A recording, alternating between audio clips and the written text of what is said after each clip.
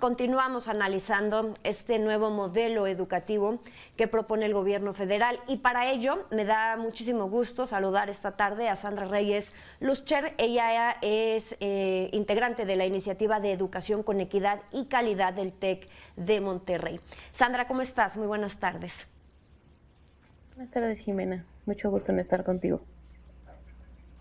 Muchas gracias por acompañarnos. Sandra, hay polémica en torno a este nuevo modelo educativo que presenta el gobierno federal.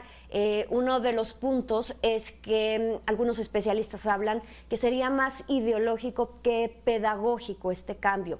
¿Cuál es tu opinión en torno a este tema?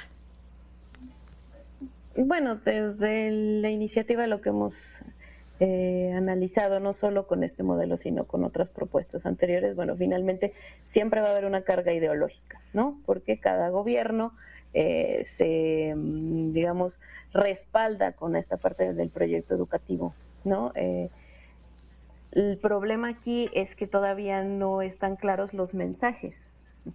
El proyecto que tenga de nación el gobierno que está en turno, pues es válido, es legítimo en cuanto a que responde a lo que la mayoría de la población votó. Pero entonces lo que necesitamos es que los mensajes queden claros, ¿no? También ahorita como dices, ha habido mucha polémica, los académicos, los especialistas, han estado discutiendo, pero además discutiendo un documento que nos han dicho que es inacabado. Entonces lo ideal sería que, bueno, cuanto antes y con una metodología clara nos mostraran ya cuál es el documento final después de haber dado la vuelta por toda la República. Nos interesa mucho ver entonces cómo quedó el documento con las aportaciones de todos los profesores y profesoras para entonces empezar a socializarlo adecuadamente y que no estemos todos así como con todas estas dudas. ¿Consideran ustedes que es el momento de hacer un cambio curricular tomando en cuenta estas cifras alarmantes en materia de rezago educativo, de rezago en aprendizaje y también este incremento en la deserción escolar que dejan más de 2 años de pandemia?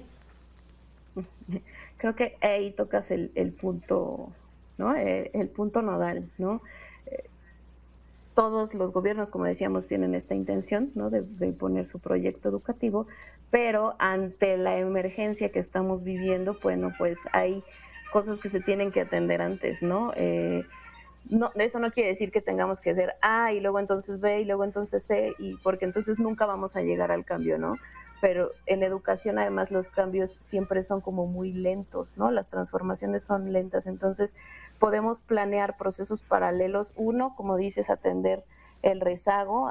Desde la iniciativa lo que hemos hecho es apoyar a algunos gobiernos estatales en hacer rutas de aprendizajes imprescindibles. Otro, a la par, obviamente, asegurar que la infraestructura en cada escuela sea suficiente para entonces poder después proponer un nuevo modelo educativo, o sea, que realmente se llegue a las aulas.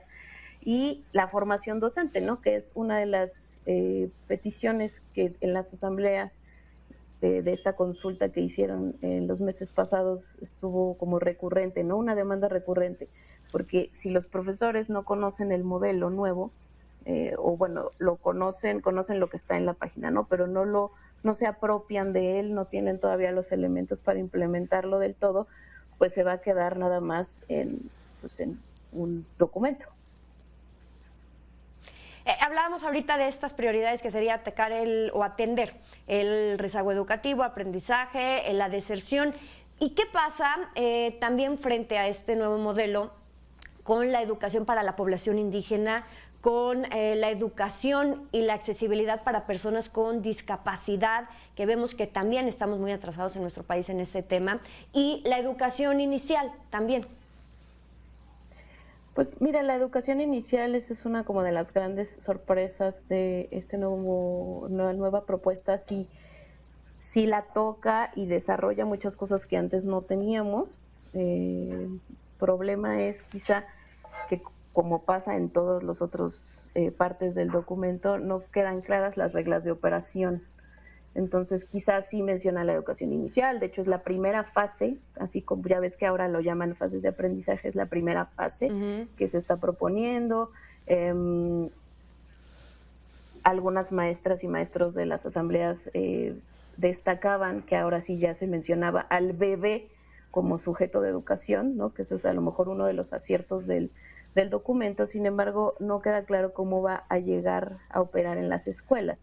Lo que dices también, la parte de la población indígena y de necesidades educativas especiales, eso sí habría que desarrollarlo con mucho más detalle, y esperemos que en las nuevas propuestas, en las integradas, lo diga, porque, insisto, en las asambleas, o sea, tenemos profesores y profesoras muy preparados en nuestro país que fueron a decir, no, pues es que yo necesito esto, proponemos esto, necesitamos reforzar, pero bueno, también estamos en pañales en eso, sobre todo en la infraestructura que se requiere, ¿no? Y para tomar estas decisiones, para anunciar pues a medias este nuevo modelo educativo en nuestro país, ¿qué tanto consultaron a ustedes, a los especialistas, a quienes se dedican al análisis, al diagnóstico de la educación en nuestro país? Pues mira, sabemos que el año anterior, en 2021, hubo un grupo de especialistas de asociaciones civiles y SCs que estuvieron trabajando. Nosotros no participamos en esa parte. En lo que sí tuvimos oportunidad de presentar nuestra propuesta, que fue sobre todo pilotear este programa antes de ya no soltarlo, y en agosto ya vamos a revolucionar todo, ¿no? Lo que propusimos fue esto, ¿no? Hacer un piloteo y ir poco a poco con las necesidades de cada público, socializándolo, porque las familias también tienen que estar informadas de lo que va a suceder para que entiendan este papel que les están dando a ellas, ¿no? Como miembros de esta comunidad educativa. Pudimos presentarlo en la Asamblea de Organizaciones de la Sociedad Civil, pero lo que nos quedó duda, y no nos lo pudieron resolver en esa asamblea, fue cómo se iban a integrar estas propuestas, ¿no? Sabemos que están trabajando en ello, pero no sabemos con qué metodología se hará. Estamos muy interesados en saberlo. Si tú lo redescubres, nos cuentas, porque es también algo metodológicamente muy interesante, ¿no? ¿Cómo vas a juntar las propuestas de profesores, SCs, poblaciones indígenas, el sector del arte y cultura, que decía ahí que había una asamblea que se realizó, incluso se realizó una asamblea con niños, ¿no? Entonces, pues estará muy interesante ver cómo se integró esto, y sobre todo en una propuesta, ¿cómo decirlo?, coherente, que se pueda bajar a las aulas, ¿no? Creo que esa sí ha sido una crítica válida y constante que se ha hecho en estos días, ¿no? Puede haber muchas cosas en esta propuesta que nos atraigan a todos, otras que no, pero otras que nos parezcan útiles y necesarias, pero ¿cómo lo vas a lograr ya en la operación del sistema educativo? Sandra, y también tomando en cuenta que somos un país diverso, donde no puede ser igual en el norte a lo mejor que en el sur. Habrá estados donde se tengan que implementar otro tipo de estrategias por los niveles educativos que se tienen. ¿Se está contemplando esto, el tema de regionalizar el modelo? Fíjate que sí, eso lo dice muy claramente, pero bueno, lo dice como en el ideal, ¿no?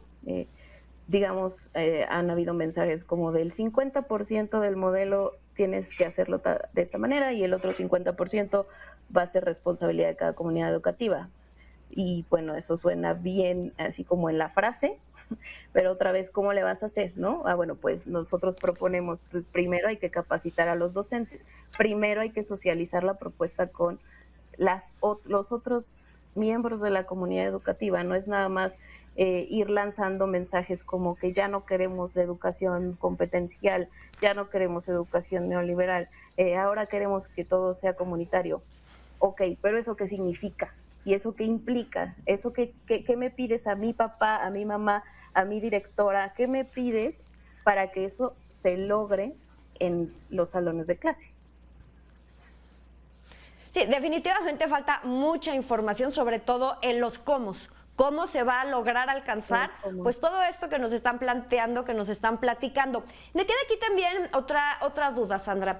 ¿Qué tanto estaría enfocado este nuevo modelo a combatir esa brecha que existe en cuanto, o entre más bien, la educación pública y la educación privada en nuestro país? No. Yo creo que así como está planteado, esta brecha va a continuar, ¿no? Incluso no solamente entre los tipos de sostenimiento de las escuelas, sino al mismo interior de las escuelas, ¿no? Porque como tú lo decías al principio de la entrevista, ¿no? ¿Cómo vamos a atacar este rezago que se agravó por la pandemia, ¿no? Eso no lo dice, ¿no? Entonces, bueno, vamos todos aquí en el camino, ¿no? Tropezándonos, empujándonos, que ahí viene la nueva propuesta, la implementan. Los profesores y las profesoras van a saber cómo hacerlo, ¿no? Lo van a adaptar a su realidad con lo que tengan, ajá. Pero pues ahora sí que como va pasando como un tren, ¿no? Pues tú te subes al tren y te sigues, ¿no? Entonces la brecha ahí va a seguir. Los que se subieron en el primer vagón van a seguir en el primer vagón y los del último vagón van a seguir en el último vagón porque no hay una medida remedial focalizada para hacer más chiquita la distancia. Sandra, antes de despedirnos, no concluiríamos entonces... No, perdón. Antes de concluir, antes de despedirnos, concluiríamos entonces que falta mucha información en torno a este modelo y dos, que no podría implementarse en lo inmediato debido justamente a toda esta información que falta. Sí, nosotros no lo vemos viable para agosto de este año, que empiece el ciclo escolar, y también por eso en otros espacios de opinión que nos han abierto, y te agradecemos mucho que nos abraces a la iniciativa de educación, lo que hemos pedido es más información de las personas que sí son especialistas, ¿no? Las personas, por ejemplo, de la Dirección de Desarrollo Curricular, ¿no? Que todos quisiéramos escuchar un poco más acerca de cómo se está pensando ya llevar esto a reglas de operación, no solamente a un documento que dice tal cual documento de trabajo. Sandra Reyes Luscher, de Iniciativa de Educación con Equidad y Calidad del TEC de Monterrey. Muchísimas gracias por esta entrevista, por estas palabras. No, a ti, Jimena, estamos a tus órdenes.